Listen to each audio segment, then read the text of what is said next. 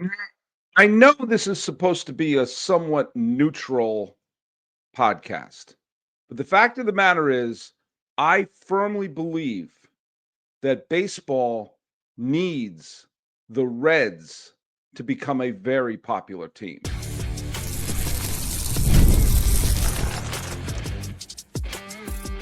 You are Locked On MLB, your daily MLB podcast. Part of the Locked On Podcast Network, your team every day. Hello, baseball fans. Welcome to Locked On MLB, part of the Locked On Podcast Network, where it's your team every day. This is the daily podcast. We talk about all of Major League Baseball. I'm your host, Paul Francis Sullivan. Please call me Sully. Today's episode is brought to you by our good friends over at Monarch Money. Take control of your finances with Monarch Money. Use code LOCKEDONMLB at monarchmoney.com for 50% off your first year. Find us at Locked On MLB Pods on Twitter or whatever they're calling it these days, and on Instagram. I am your pal Sully. I'm at Sully Baseball Podcast on Instagram.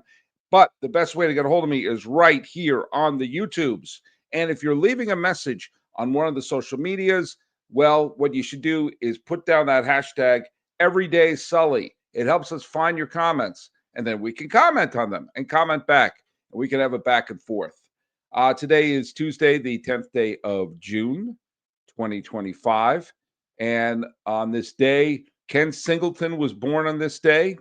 Former Mets announcer Lindsey Nelson died on this day. And an interesting, and this was also the day that Pete Rose, who was playing for the Philadelphia Phillies, tied Stan Musial's National League hit record. We're going to talk a little bit about Pete Rose is going to come up in an upcoming episode. And it's going to be on Friday the 13th, and you'll see a little bit of what we're talking about on that one. But an interesting event happened on this day in, what year was it? 1944. And Joe Nuxhall became the youngest player to appear in the major leagues. The old left-hander appeared as a 15-year-old for the 1944 Cincinnati Reds. And this is a classic example of a player whose legend has been built on one event. And then if you take a closer look at the event, well, it's kind of a publicity grab. I've been hearing my whole life about how Joe Nuxhall made it to the major leagues as a 15-year-old. And oh, what an amazing moment that was. And it is true. He appeared for the Cincinnati Reds in 1944 during World War II, when a lot of the best players were out fighting fascism and fighting the bad guys. There were a lot of players who played during that time when some of the best players were off fighting.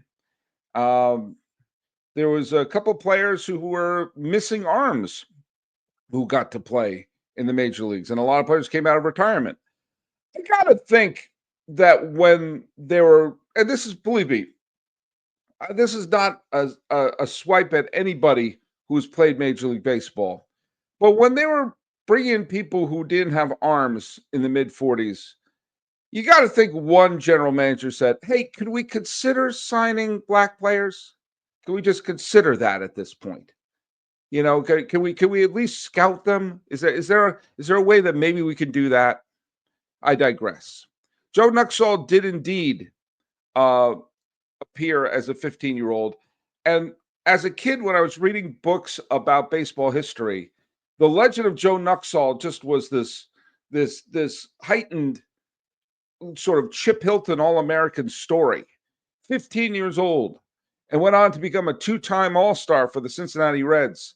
Played for the Reds up until the 1960s. 1966, we pitched his final game. 16-year career, and won a bunch of games, and became a beloved broadcaster for the Cincinnati Reds up until his death in the, when the heck did he die? He died around, I'm going to guess around 2007. 2007 he died. All right. I'm not saying all right like I'm cheering on his death, but you take a closer look at the Nuxhall legend. He pitched one game in 1944. He came in one game. He pitched 2/3 of an inning, He allowed 2 hits. He walked 5 batters. He threw a wild pitch. He faced 9 batters. 5 of them he walked. 2 of them got hits. He got 2/3 of an inning, so there must have been a double play in there in one way, shape, or another. At age 15, he had a 67.50 earned run average in his one appearance. So that was, let's just be honest for a second. That was a little bit of a publicity grab.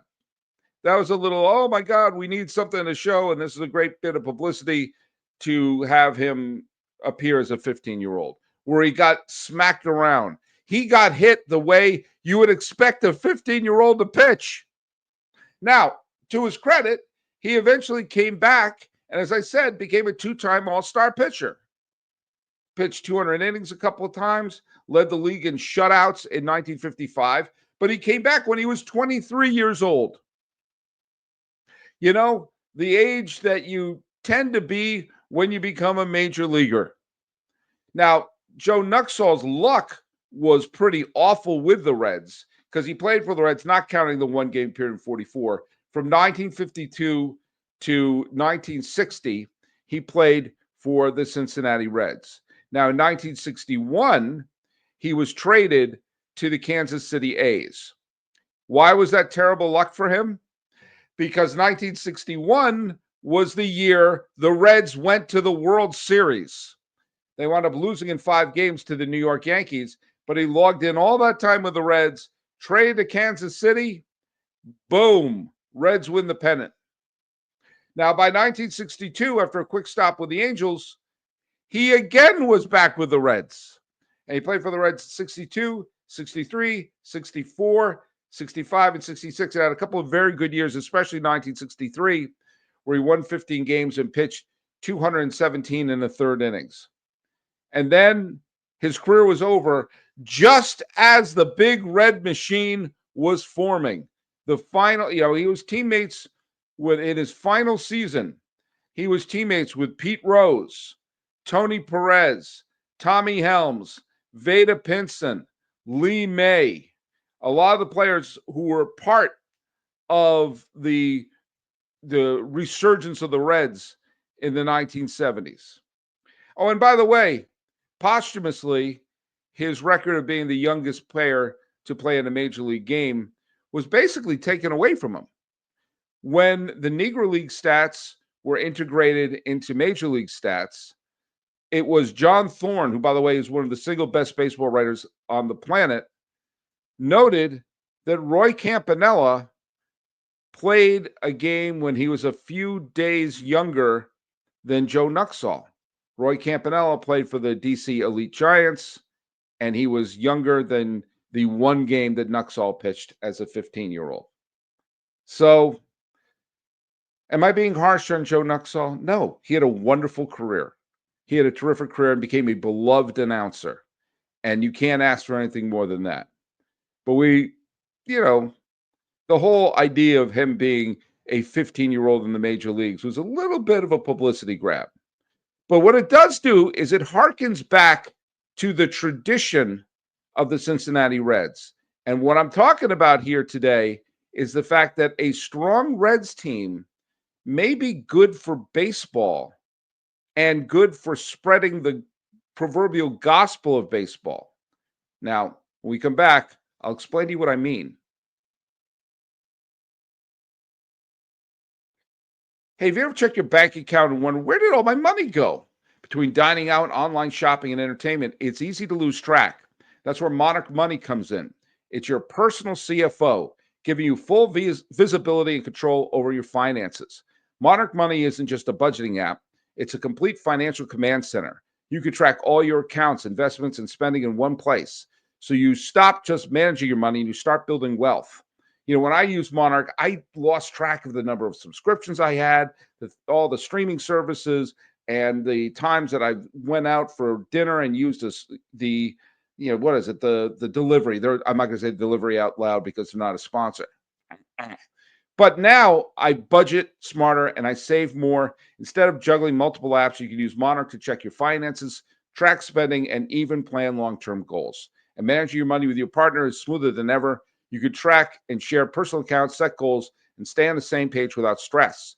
Take control of your finances with Monarch Money and use code LOCKEDONMLB at monarchmoney.com for 50% off your first year. That's monarchmoney.com. Use code LOCKEDONMLB for half off your first year. That's monarchmoney.com. By the way, if you want to follow the Cincinnati Reds here on the Locked On Podcast Network, listen to Jeff Carr and company on Locked On Reds. He does a tremendous job. And this has been a weird year for the Reds.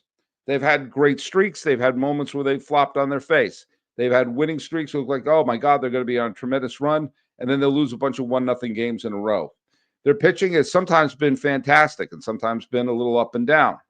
Their bullpen sometimes has been lights out and sometimes has been tough to figure out. And their offense is, TJ Friedl is having a great year, and Ellie De La Cruz is super exciting. But they're difficult to figure out.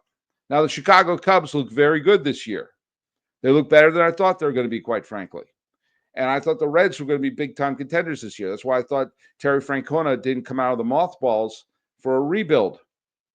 But here we are. The Reds are in a moment when we're in that middle third of the season, have to figure out what they are going to be. And I'll tell you something. I fervently believe that the Cincinnati Reds, if they become a popular team, could become a very important team in all of Major League Baseball. First of all, they are one of the few, I think, baseball-first cities. Now, football is king.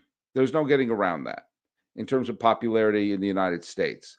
And talking about basketball and hockey at this point when the playoffs are wrapping up, you'll see that there are some cities that go crazy for this team or that. But when you think about cities where baseball has the more attention than football, I think Boston, yes, I know that when the Patriots are great, the interest of the Patriots are sky high. But I've also been in Boston when the Patriots stink. There's always interest in the Red Sox, whether they stink or not. New York, I think, is also a baseball-first city, more so than their football teams. Now, you could make the case that they're a basketball-first city, but I think that the love that fans have for the Mets and the Yankees are the strongest of the sports teams in New York. And I absolutely think that's the case in St. Louis, where that is absolutely a baseball-first team, even though hats off to the St. Louis Blues when they won the Stanley Cup a few years ago. Cincinnati, I think, is another one. Yes, I know the Bengals made it to the Super Bowl a few years ago. Yes, I know they would love to see the Bengals win. They don't have they don't have an NBA team, and they don't have a hockey team. They used to have an NBA team. And when you think about Cincinnati, the Bengals, again, when they're good, they're very, very popular. But when they're not, it feels that the passion of Cincinnati sports will go to the Reds. The Queen City has the richest baseball tradition of almost any city in baseball. If you go back to the Cincinnati Red Stockings, which are not the same franchise of the current Cincinnati Reds, but they were the first professional baseball club. And you look, the history of Cincinnati sports is incredibly, incredibly deep. And for years, absolute years, it was the tradition to start the Major League Baseball season in Cincinnati because of its connection to the first professional team and everything like that. And it was a kind of a cool way to start off the season with the Reds playing. The Reds get to have it. They have the parade and everything like that. Not all of baseball traditions are based in reality. People trying to say the Reds are the oldest team. They're an old team, but they're not the old Cincinnati Red Stockings. But sometimes those traditions linked to the mythology of baseball, which, by the way, John Thorne, who I mentioned about earlier in the podcast, wrote the book Baseball in the Garden of Eden, which is one of the single greatest baseball books written ever, talks about the fact that in many ways, the mythology of baseball and the folklore of baseball has a stronger hold on fan bases than the inconvenient reality of baseball. And having a town like Cooperstown represent baseball purity and tradition and excellence, even though baseball was not invented there, has a certain charm that I don't ever want to change. And starting the season in Cincinnati, well, that was a tradition I think we should bring back instead of starting the season in Japan. Now, the Reds have a wellspring of great former players. Joe Nucks played with a bunch of them. Johnny Bench, Joe Morgan, Tony Perez, the Big Red Machine was there. Frank Robinson was there. Barry Larkin, Eric Davis, who would have been one of the single greatest players in baseball history if he didn't get injured. The great Joey Votto, who I believe is going to go to the Hall of Fame. The Reds had great teams in the 1910s, in the 40s, the 60s, and the 70s. Obviously, they were a dynasty. They won a World Series title in the 90s. They had a good run of it in the 2010s. There's tremendous tradition they have there. They have the uniforms that harken back to it. And I saw a game at Riverfront Stadium, Concrete Donut Stadium. But even in the Concrete Donut Stadium, I had chills because I said, this is where the Big Red Machine played. I could see the spot where Pete Rose dunked that hit to pass Ty Cobb, or the spot at the wall where Joe Rudy made the amazing catch in the 1972 World Series. Or you're sitting there and you can picture the Eric Davis home run off of Dave Stewart and Tom Seaver's lone no-hitter. You felt that in a cookie cutter park. And now they have a absolute beautiful new palace. The Great American Ballpark, which I believe is still the name of it. You have to forgive me. I can sometimes lose track of what stadiums are called what. But that beautiful tradition that they have now is playing in an absolutely gorgeous ballpark that looks like a riverboat and looks onto the river. They've got the tradition, they've got the uniforms, they've got the history, and they're the exact type of fans that should be embracing baseball first. Now, a lot of this fact that they have not been big-time contenders, Bob Castellini is kind of a cheapskate. It's kind of a cheapskate, and has been there for a while. Now, they've had some times where they're not putting a big product on the field, not spending a lot of money, and it's really frustrating. I'm sure it's super frustrating if you're a Reds fan, especially when it looked like they had a potential great run at it, looking in their face in the early 2010s. And they had some very good teams at the beginning of this decade. Now, there's another factor to the Cincinnati Reds and where they play, which is why I think I am specifically pointing at them. And that is, they have the chance to not be a small market, low budget team. If they win and put money into the team and put money into how they market the team, they could be the exact type of regional superpower that the team that they defeated in 1975, that would be the Boston Red Sox, became. And it's not that far of a stretch to imagine it, because I remember a period of time when the Red Sox were not considered a big market team, not considered big time spenders, and certainly not considered one of the bad boys in terms of putting together a roster and where superstars would go. Now, the way they run the team now, they still aren't.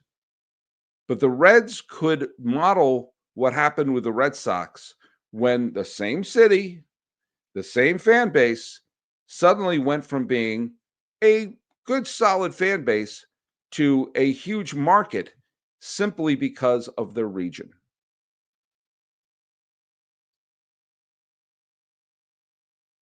Get the supplies you need from the site made for skilled trades, Supply House.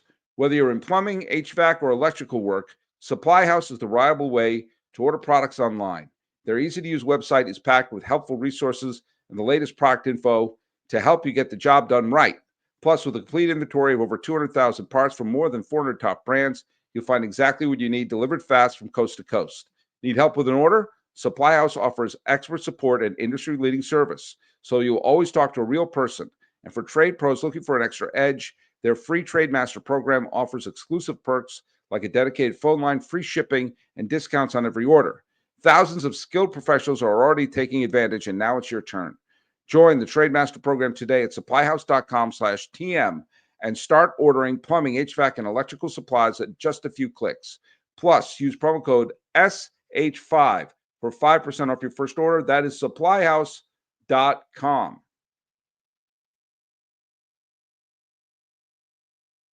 Now, let me tell you something. What I mean for the Reds to expand their tentacles and to go off and to try to find themselves to be a big regional market. Now, the Braves are the team of the South, and you go all around the South and people grew up big Braves fans. Now, big part of that was the fact TBS was the only game in town for a lot of cities, but the Braves were the team of the South, and if you're going to Mississippi, Louisiana, North Carolina, South Carolina, Tennessee, it's just assumed you were a Braves fan. And suddenly Atlanta became a giant regional team. Now, Cincinnati is the 24th largest metropolitan area in the country. Now, that's bigger than Cleveland, but it's smaller than Pittsburgh, Baltimore, Tampa. But where the Reds are located makes them a potential giant media region. They are the closest team to Dayton, which is the 61st largest metropolitan area. And the Reds could become the top team in all of Southern Ohio. Now, whether or not Columbus, which is the 32nd largest metropolitan area, can become part of it is based upon how well the team is doing and whether they can draw from them. There is another team and contender in Ohio, but Cleveland doesn't spend any money. Spend a little money, Cincinnati, and get Dayton and get Columbus. But it goes beyond that. The Reds are right across the river from Kentucky, only 2 hours away from Louisville, the 42nd largest metropolitan area. You're starting to see, if you start combining some of these metropolitan areas, you will see the region getting a little bigger. This is similar to the Red Sox. They're the team of Boston, but then there's Worcester, then there's Providence, then there's Hartford, then there's all of New England. Suddenly you have what is not a huge city, have a huge region.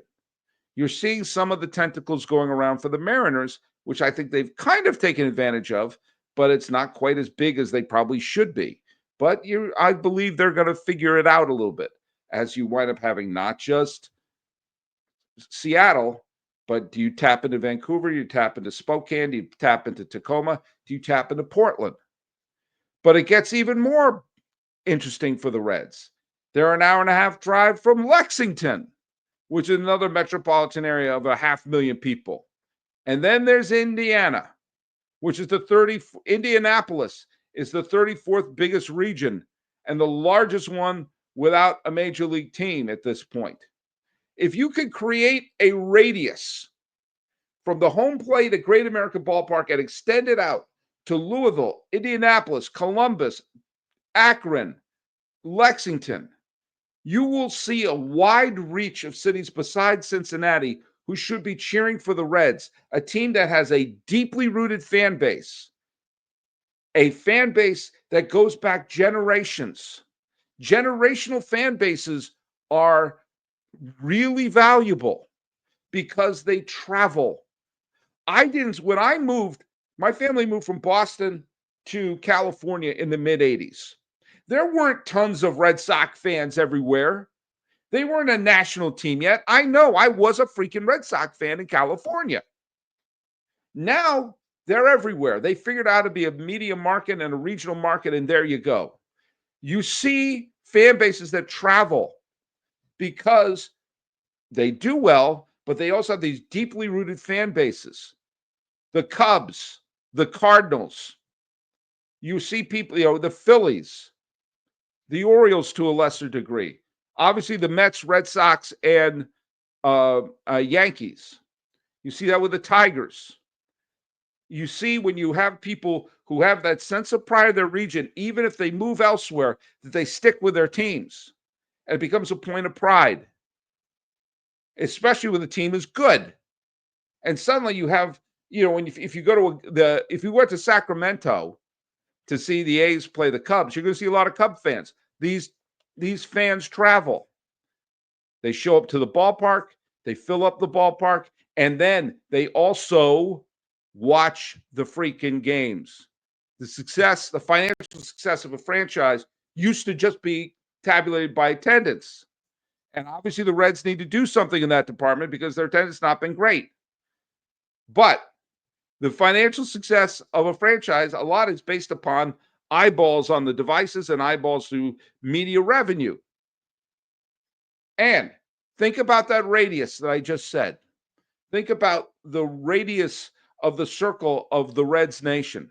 That's a collection of cities that could constitute a new TV network, a new streaming network, whatever it is we're doing now. And that's what the Reds should be focusing on as much as anything else, to say we could be essentially a big market team. Not because we are in a huge city, but we, like Voltron, could be made up of other media markets. In order to do that, we got to put a good product on the field, a product of the people of Akron and Louisville and Lexington and Indianapolis and Cincinnati and Marion, Ohio, the birthplace of Warren G. Harding, could all lock in on the Reds. Invest money in the team. Put a good product on the field. Get off your butt and start spending. And start building that regional grasp. Have it be that if you're from one of those cities that I just mentioned, it's just assumed that you love that team. If you go around to upstate New York, you're assumed that you're loving a New York team. If you're from the South, it's assumed that you're a Braves fan.